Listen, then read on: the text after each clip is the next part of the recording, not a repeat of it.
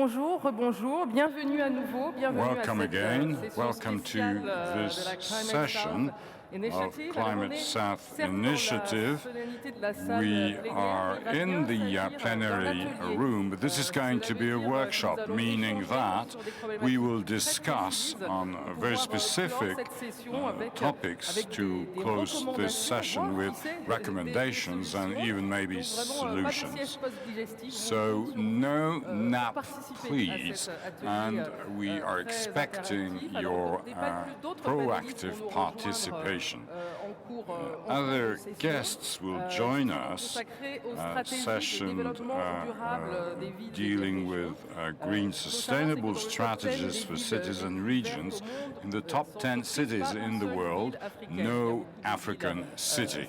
This is no surprise. A lot of cities from the northern part of our world, but for instance, Curitiba in Brazil or Bogota in Colombia, and also some awards for African cities, Kampala, for the road tax and urban agriculture. But globally, Africa can do better. So how can we have our cities becoming greener? How can we generate jobs through this green initiative? So we're going to talk about this through very pragmatic situations which you may face on a daily basis. I'd like firstly to introduce our members of our session. I will start with, as you can see, it is quite a friendly session. So welcome to you, Michel Rentenaar, envoy of the Netherlands for Climate and Development. We also have with us here Tierno Boka, head of project African Biofuels and Renewables, based in Togo. Well, there have been some changes. May I? Yes, of course. Thank you very much.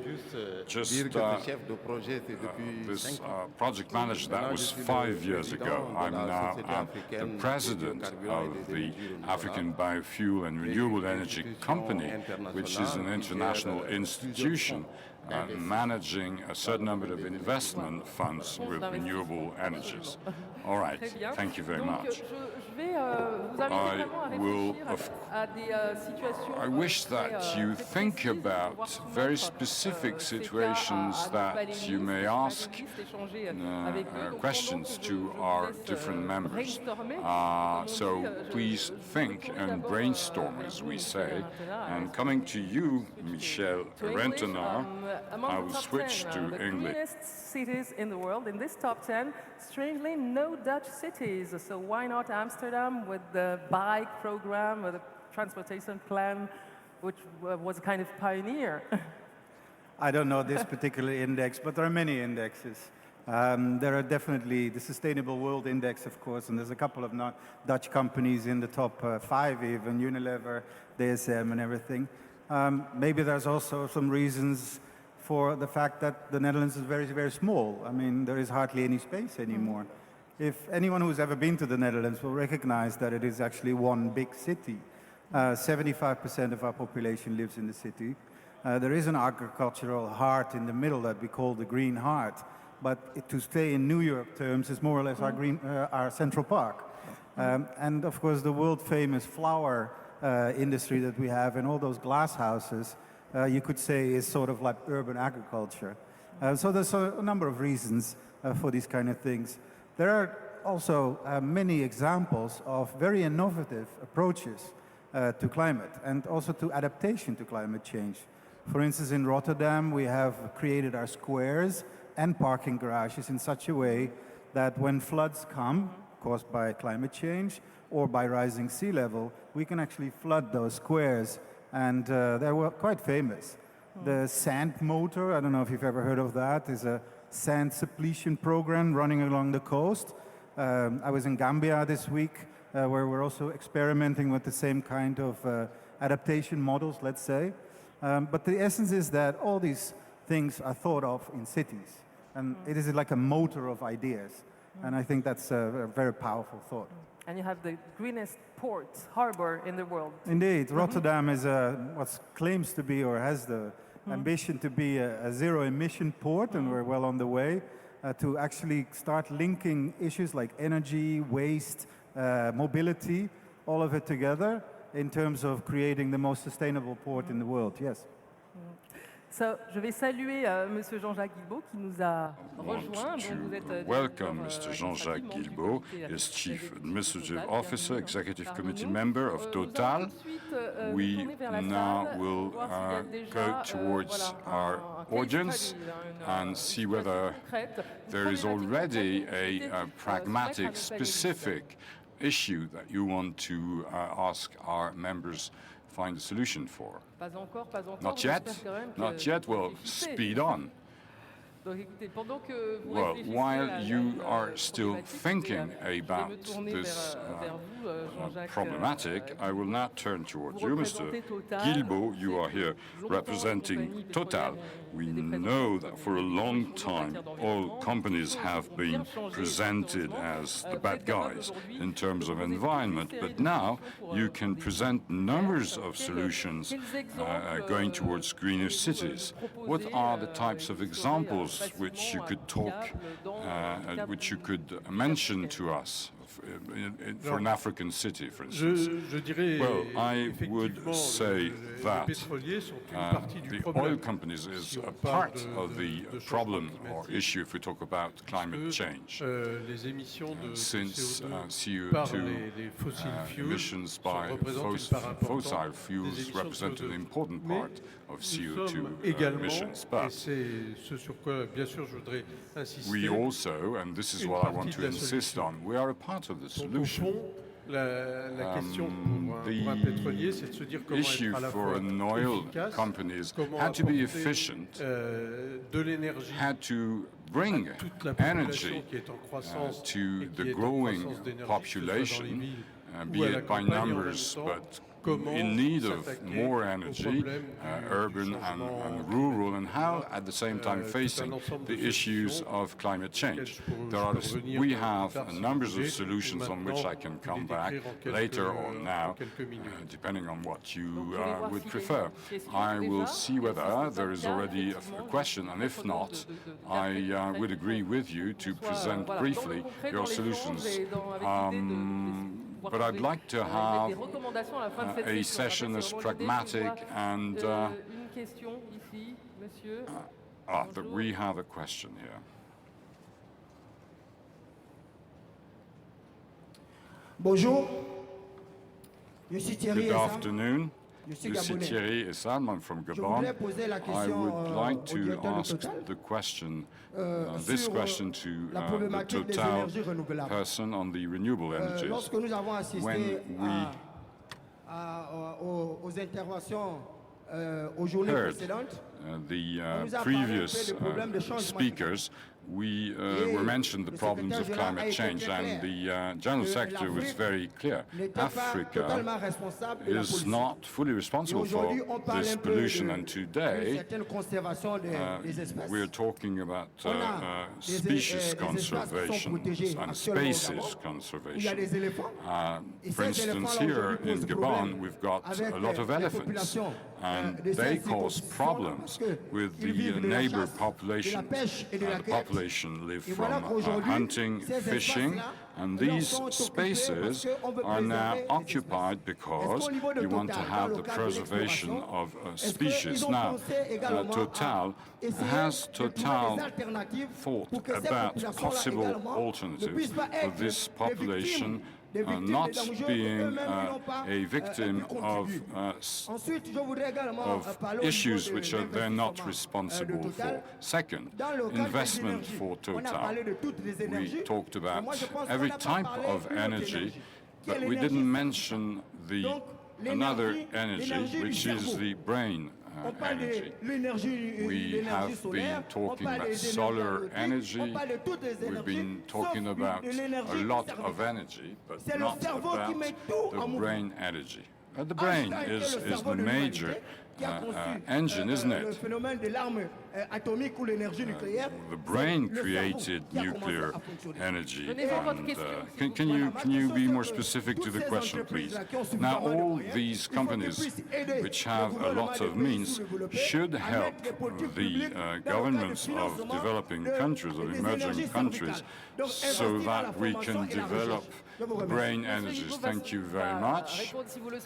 Now, may I just put in perspective what we're talking here? We're talking here about green strategies for a better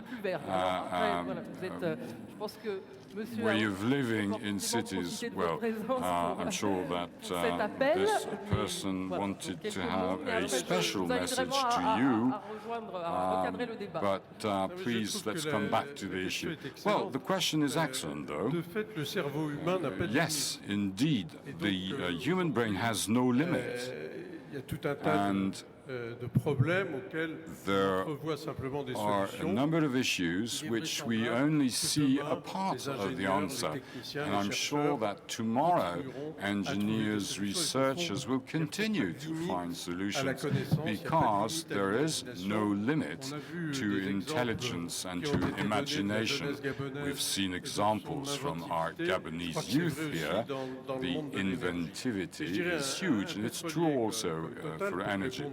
An oil company like Total, to answer more specifically the question, we are an oil company investing a lot in renewable energies, as you probably know, or otherwise I'm happy to tell you about it. We have a subsidiary which is the second operator in terms of photovoltaic solar energy, called Sun Power, number 2 worldwide. So we are already moving very much towards solar energy in particular. We're also building a plant which will represent 75 megawatts photovoltaic solar energy in South Africa, which will deliver energy to more than 45,000 inhabitants or people. And this is quite significant. Another commitment and challenge and involvement that we do, which is the worldwide program, more specifically African program, for solar lamps, bulbs, which is what we call the basis of the pyramid. This answers the question about the rural world. You've got 650 million inhabitants in Africa who do not have access to electricity, so we have developed a program of sales of solar bulbs and lamps. Already 5 million of Africans have been able to buy these lamps, and they have an access to clean energy, so you can have light at home and kids can study, and we have the ambition to deliver solar energy through this program to 20 million people by 2020. This is quite significant, 20 million people in Africa. You wishes to comment on this younger? Yeah, both actually, both on the speaker and on my esteemed panel member. If you allow me, I would like to link these two things. Of course, the world is facing climate change. At the end of this year in Paris, there will be the big COP21, where all the 195 countries of the world will try to negotiate such a deal. I am one of those negotiators. I'm the climate negotiator for my country, and I think I'm the only one in this conference. But I see a very strong link. Tackling climate change is not just about reducing emissions in one industry or another. It's about a whole change of the world. It is a world that moves towards a greener way of dealing with things. And that has a lot to do with those actors that actually do that. And that's you. That is companies, that is cities, that is regions. Because, ladies and gentlemen, let me assure you, 195 countries cannot possibly do this alone. We absolutely need the involvement of what we call non-state actors in the process.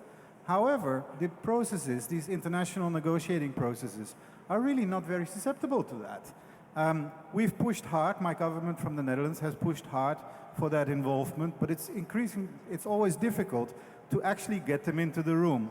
Now, for instance, Total and Shell, for my country, similar situation, is very interested, and so should we, be in what is carbon pricing. What kind of price are we going to put on carbon? Is it going to be a fair price? Is it going to be the same price in Europe as in China, for instance? Is it going to be a price that actually works? Cities are very interested to learn about how are we going to deal with a world where 70% of the population, of the world population, is going to live in cities. How are we going to learn to live with immense mobility questions? All of it is related to climate.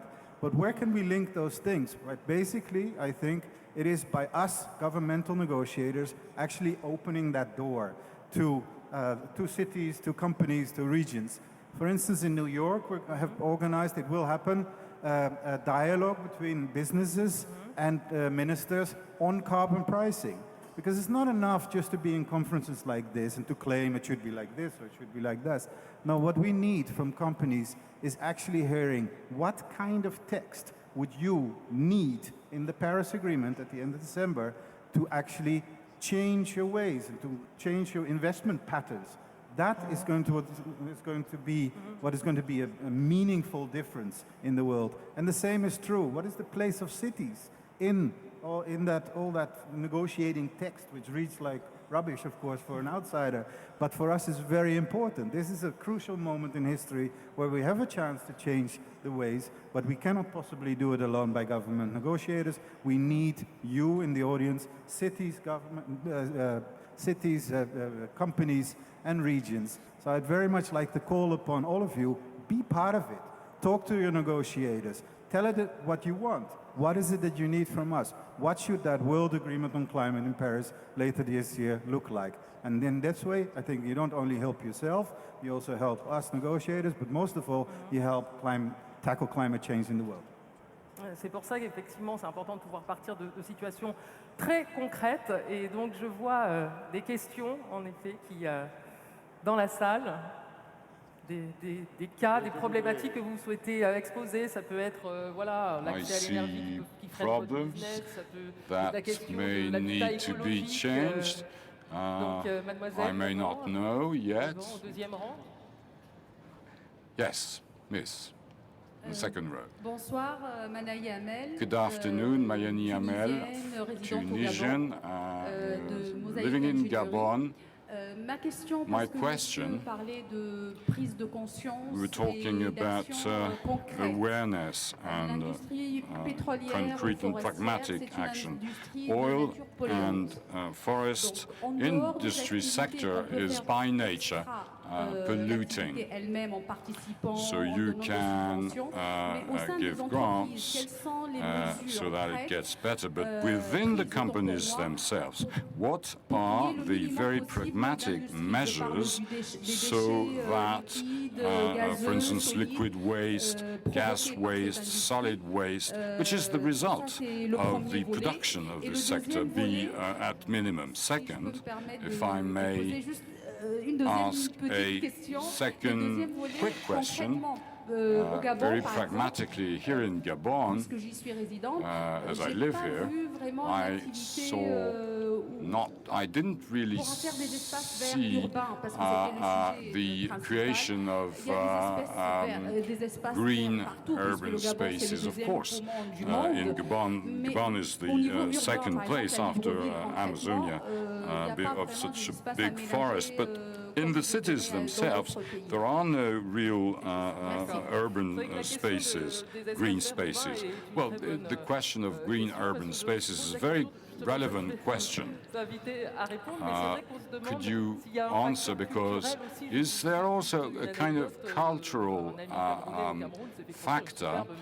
For instance, I have a friend in Cameroon. He has had a house built fantastic, but no trees, nothing. I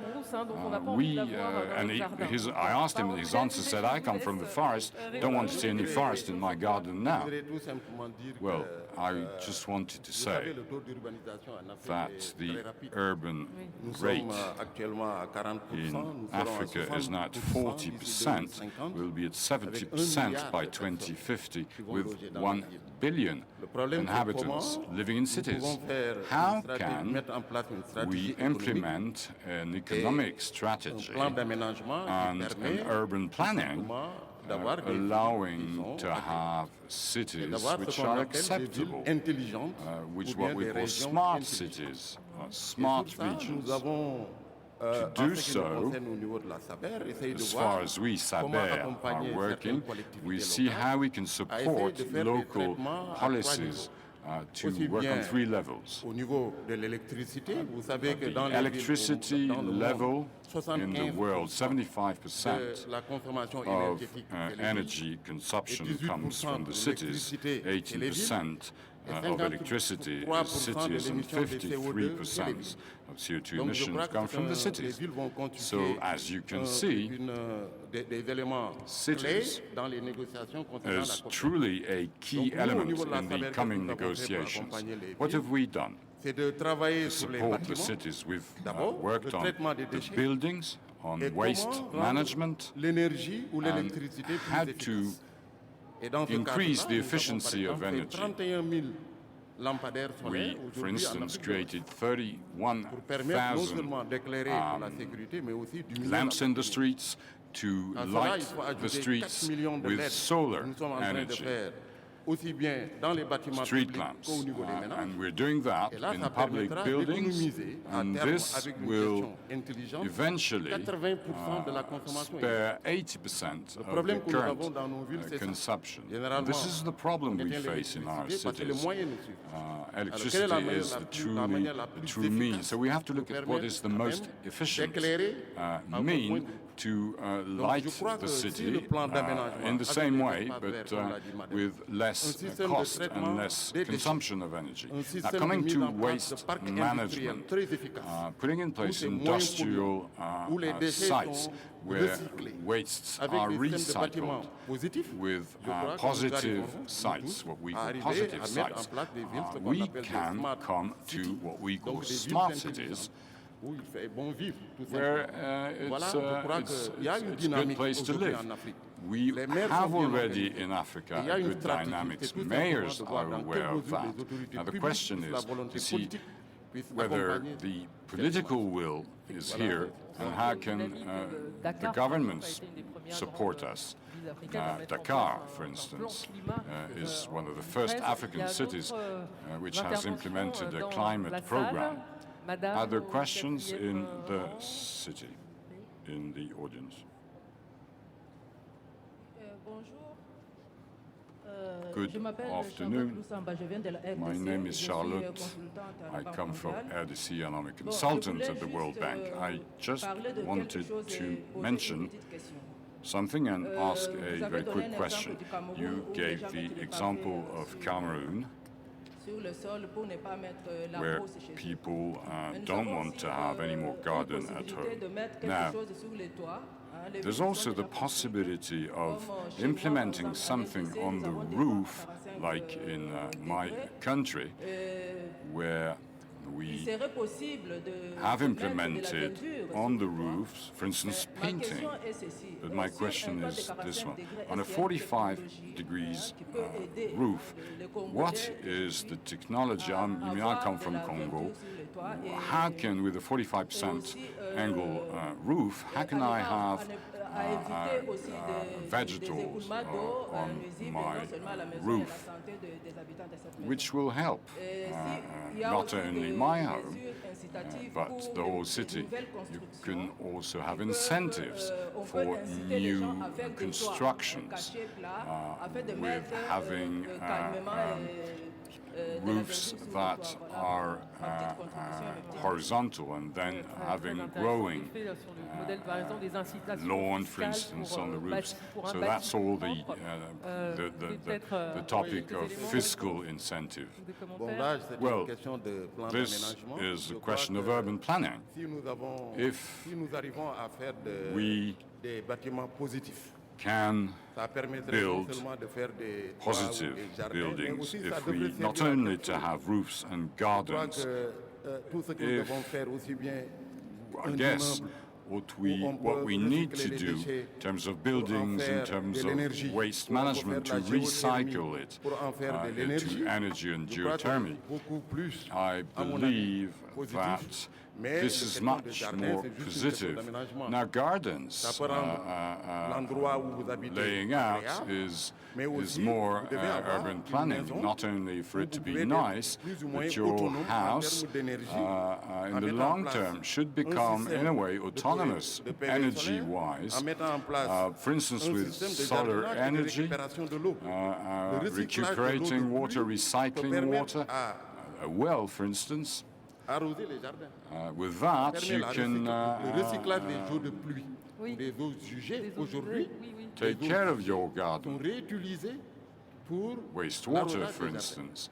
You can use it for your garden, and we do not waste anything, not lose anything. So this is what I call this positive approach in terms of energy efficiency. Now, this needs training and education for the people, because sometimes the technology is here, but the people don't know how to implement it. I think what it mostly needs is Well- dialogue, to be honest, because I'm not an expert on 45 degrees roofs, but there are many people in the world that are already in separate places thinking of separate solutions. And the global word for that is more or less circular economy. We need to somehow stop, as a humankind, stop destroying our climate. And there are, of course, many ways. Let me give you two examples. One is in the Netherlands, which is completely flat. We don't have any hill at all. So kind of hydropower is really very much impossible. But we figured out a system whereby we use wastewater, and every city in the world produces lots and lots of wastewater, and the wastewater actually generates energy, and that energy is used to purify the wastewater. That's an example of circular economy. There is also lots of thinking already going on between cities. Let me give you an example. Two cities, Houston in the United States and Barcelona, more or less the same population. Houston, however, has 5 times more emissions. Why? Because Americans live in suburbia and the city is a complete sprawl. And so in it cars, takes and believe in forever. cars. And they have big cars, but they have them in Barcelona as well. So they have huge sprawl and it takes a long time to get to the center. Now, we're all going to be confronted, I think one of you said it, with a world where 70% of the population of the world is going to live in cities. We need to think about smart cities. I don't know if you're familiar with the Calderon report, the new climate economy that President Calderon presented last year. In the next 15 years, we're going to spend, as a world community, $90 trillion US. That's 12 zeros. We're going to do that anyway. We have a choice to do it like we did, black carbon, and we'll be stuck with the emission effects of that for the next 120 years, or we make a choice now to change our ways. And I think that time and place is right here. Autre intervention dans la salle? Et là, Et après- je voudrais donner un exemple aussi sur les Oui, traitements de déchets. I would also like to talk about waste enhancement. Total, with 1 ton of waste today, we can produce 107 gallons of ethanol Donc des déchets organiques. through organic waste. And I think this is a new approach for cities to reduce the imports of oil, for example, and also to allow stronger battles against climate change. And if we produce electricity that we sell, and we sell ethanol, because with waste we can produce biogas, and with waste we can produce fuels. All of this combined allows cities at some point, as far as we are concerned in Africa, this will allow us to be less dependent on national budgets. So it is a form of new autonomy for our cities in terms of financial aspects to develop smart cities, as we mentioned earlier on. Réaction I have my own reaction. I would like to have your reaction, Mr. Guilbeault, before we return the mic to the room. I'd like here to react to what our panel members have said, and also a question asked earlier on, saying that the oil industries are necessarily polluting industries. Let's talk about something else, basically. I would like to explain the stakes behind pollution. One of the pathways to massively reduce CO2 emissions, and this is probably the strongest and the most massive pathway, which is to replace in electricity production for the plants that produce electricity, to replace coal by gas. And if we switched to gas instead of coal in all of the plants on our planet, we would avoid 5 billion tons of CO2, which represents 10% of CO2 emissions worldwide. And this is absolutely fundamental. So you need to understand that coal, I'm sorry, because there may be people from the coal industry in the room, and of course their economies and their networks cannot be changed within a 24-hour time span. But coal is certainly the most polluting source of energy as regards CO2. And to respond to what my neighbor has just said, the traditional industries in oil and gas are working on new approaches. For example, we are currently changing a refinery in the south of France, which instead of dealing with oil, will work according to circular economy principles to manufacture fuels based on used oils that have been manufactured, that have been used, and that can be changed into fuel. So we have many research programs underway. A company in which we have some interests is working with us to be able to transform plant waste into fuels. So we are working hard on these issues. Any other comments from the room? So, sir, over here on my right, and I saw there were many hands raised in the middle of the room. So we have some time left. Good afternoon. My name is Bouya Esteville. I am a consultant in sustainable development, and I work at the National Youth Council in charge of environmental issues. There is something that makes me very sad. The issue of environmental management and sustainable development is being treated more and more as if it were a business. People are trying to derive profit from it. The Lord who gave us nature gave it to us free. There is no need to monetize it. And this was just an observation. And I would like to ask my question to the representative from Total. What is Total doing as regards reforestation of the areas where you extract your gas? Today, we need to combat climate change.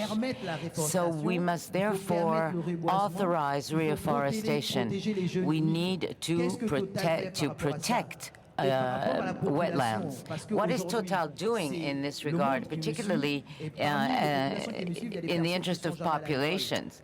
Because in some of our provinces, there are some people who have never been to school. They need to have concrete information. This means teaching them what eco-gestures mean. And people here should be planting gardens, showing them that when you build a house, the garden that you will plant will allow you to combat climate change. I think that the world of business needs to raise the awareness of populations as to how to combat climate change and preserve the environment. It is true that the eco-citizen gesture is a very important concept, and we all live in cities, particularly. Mr. Guilbeault. Yes, of course. companies such as ours have CSR programs, and to respond to this type of requirement, particularly as regards education. In all countries where we are present, including Gabon, we do our very best to facilitate access to education. And I would like to return to solar lamps. When you provide electricity to populations who have no access to electricity, not only are you promoting comfort, but you are also improving the lifestyle, and you are also authorizing these people to get the education that they could not get in the past, because study is impossible without light. Yes, absolutely, it's the base. I would like here to interject that large corporations such as Total, in my opinion at least, have CSR programs. But it is free where it should be free, but it is business if it brings in money. So I do not think that we should all the time destroy everywhere. And if we destroy somewhere and we work on reforestation and we give solar lamps to households in rural areas to allow their children to study, I think that these are socially responsible actions that all large corporations are undertaking. But this involves major management plans. And of course, this will allow to combat climate change. But if it's for business reasons, we have to be in business. And green business was job creator. Very short comment. Of course, nature has been given by God to us for free, but we've really treated it very badly. If we go on like this, we will go in the world to a temperature rise of 6 degrees. You have no idea what that's going to mean to Earth. So we better make sure that we convince companies that this is not just a threat, but that it's also an opportunity. If I just give an example, Unilever, a famous Dutch-British company, already now they have like $500 million per year in damage because of climate change. Where do you think that $500 ends up? In the price of the consumer goods in your supermarket and mine. So there is a link between the market economy and climate. So we better think of a very clever way to actually not monetize it, but make sure that it becomes a process whereby companies are just as much interested to solve this as governments. And that requires that dialogue. Autre intervention, donc troisième rang. Another contribution from the room. Gentleman over there.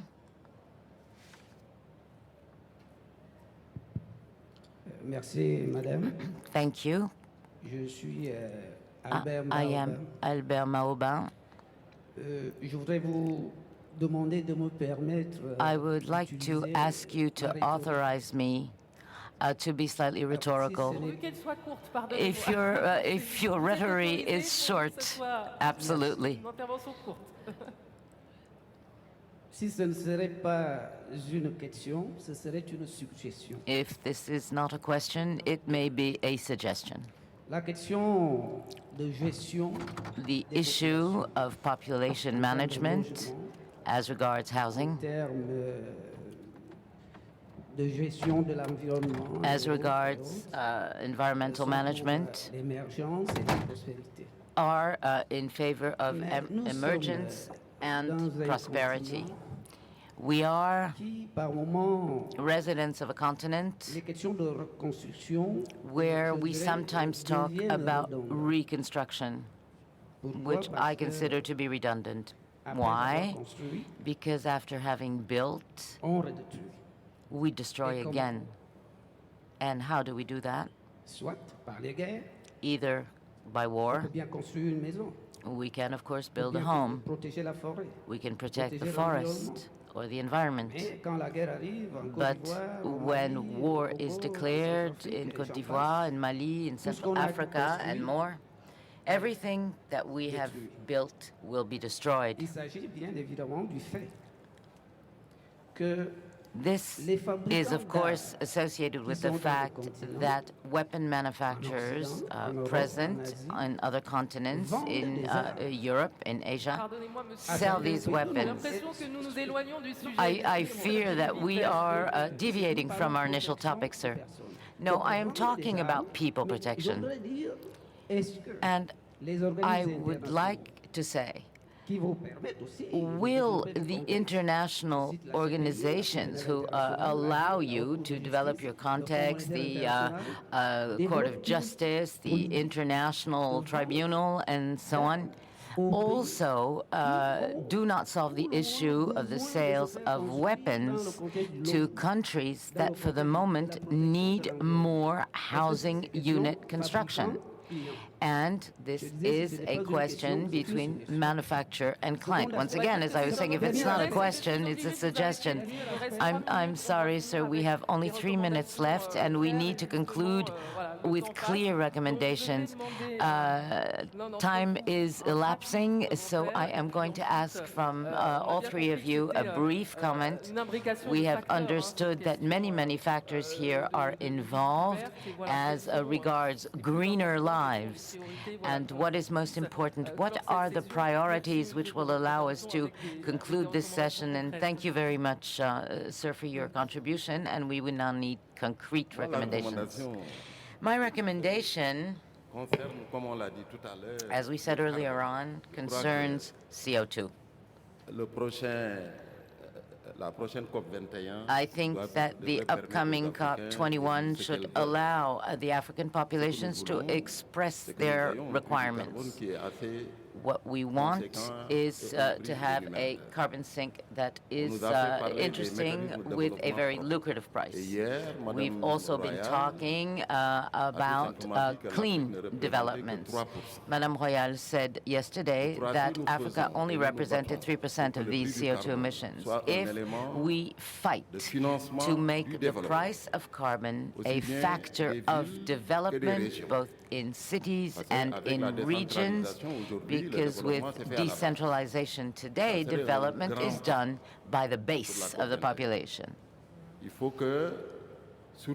We must, in this respect, yesterday we heard it said that everyone will present a national policy, but that serves no purpose if there is no significant funding to back it up.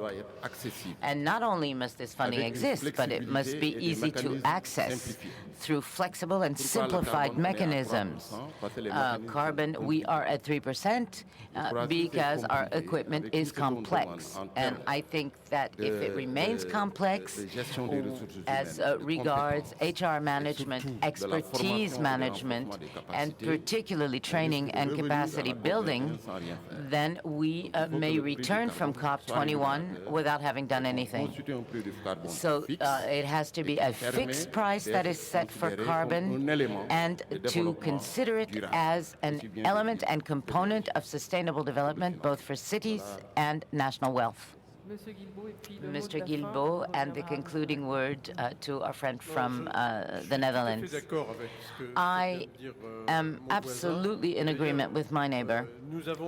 We, as a matter of fact, launched a few months back with other oil companies an appeal to set a price on carbon, because we truly believe that an economic signal is necessary if we are to reduce CO2 emissions. This may sound paradoxical coming from an oil company member, but it is in fact the only way at our disposal to be able to work on long-term plans and to build on something that is a serious foundation. And also Africa is a continent where we have been present for 80 years, or present in 43 countries, and when we see the growth of the demographics, 2 billion inhabitants in 2040, the growth that was underscored in the preceding sessions, 6% versus 3% for other regions of the world, and also the development of renewable energies, we are extremely optimistic as regards the African continent, and I am even more so after having seen the youth of this country. Thank you, Mr. Retna. Climate change is going to hit the developing world the hardest, and in particular Africa. So what I would need, and what I think we all need, is a global agreement on tackling climate change in Paris. That global agreement needs to have 3 elements in it. One, we need to mitigate. We seriously need to mitigate. If we go on like this, we will create an unovercomable problem. So we need to mitigate the emissions, and we have to do it in ways like Mr. Glibo was saying. We also need to look at adaptation. We need to learn from each other. I happen to be from Holland. Everyone knows the story about the little boy with the finger in the dike. We know how to survive under sea level, let's say. Learn from us in this respect. So we need to look at adaptation as well. And thirdly, obviously, we need to look at what's called in negotiators' language, means of implementation, read finance. And obviously, the world is not equal. I happen to come from a rich country. There are also developing countries. But we need to build what I call a kind of solidarity pact, because all of us are in it together. However, I will repeat my suggestion again. Go talk to your negotiators. You are the ones with the solutions in the cities, in the companies, in the regions. Talk to them, tell them what it is that you need, make sure that that dialogue is ongoing, and then we will have a much better global agreement on climate in Paris than if you do not do that. Merci beaucoup. Learn for you, disiez-vous à l'instant, learn for us, et je me disais, Libreville est une ville plate. And learn for us, and Libreville is also a flat city. Why don't we ride bikes in our city rather than drive a car? Thank you very much. Next session in a few minutes.